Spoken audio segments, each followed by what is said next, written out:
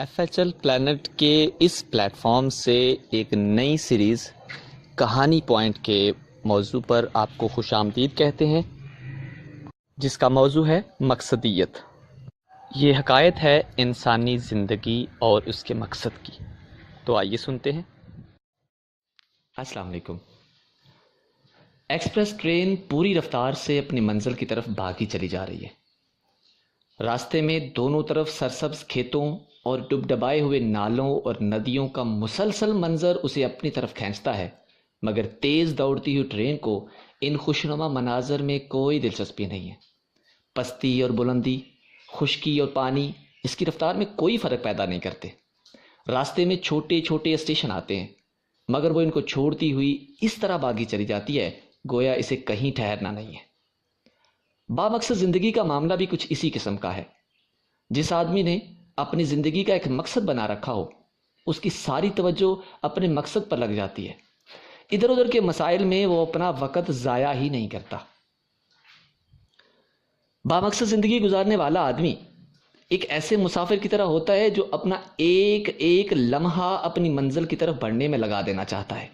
دنیا کے خوشنما مناظر ایسے مسافر کو لبھانے کے لیے سامنے آتے ہی رہتے ہیں، مگر وہ ان سے آنکھیں بند کر لیتا ہے۔ سائے اور اقامت گاہیں اس کو ٹھہرنے اور آرام کرنے کی ترغیب دیتی ہیں، مگر وہ ان کو چھوڑتا ہوا اپنی منزل کی طرف بڑھتا رہتا ہے۔ دوسری چیزوں کے تقاضے اس کا پھر راستہ روکتے ہیں، مگر وہ ہر ایک سے دامن بچاتا ہوا بڑھتا چلا جاتا ہے۔ زندگی کے نشیب و فراز اس سے ٹکراتے ہیں، مگر اس کے باوجود اس کے عزم اور اس کی رفتار میں کوئی فرق نہیں آتا۔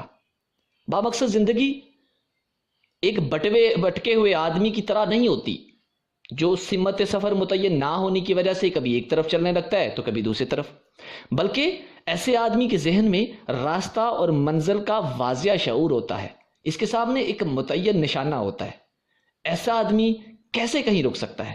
کیسے وہ دوسری چیزوں میں الجھ کر اپنا وقت ضائع کرنے کو پسند کر سکتا ہے؟ اس کو تو ہر طرف سے اپنی توجہ ہٹا کر ایک متعین رخ پر بڑھنا ہے اور بڑھتے ہی رہنا ہے، یہاں تک کہ وہ اپنے مقصد کو پا لے، یہاں تک کہ وہ اپنی منزل پر پہنچ جائے۔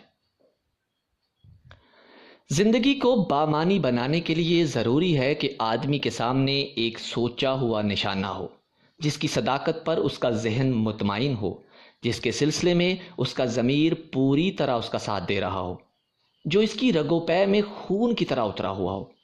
یہی مقصدی نشانہ کسی انسان کو جانوروں سے الگ کرتا ہے۔